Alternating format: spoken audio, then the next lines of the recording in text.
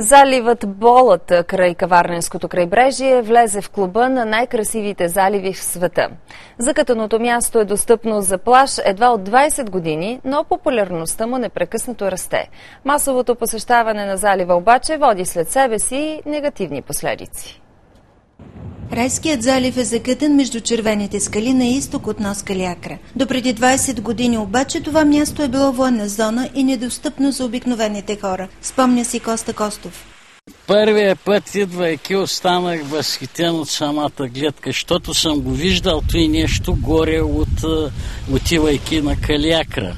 Обаче то е доста голямо разстоянието, не може, само с бинокъл съм наблюдавал оттам до тук и как да ви кажа, тук си е перфектно място. Заслужава си, да, защото това е едно от последните райски кътчета, поне според мен на Северното Черноморие.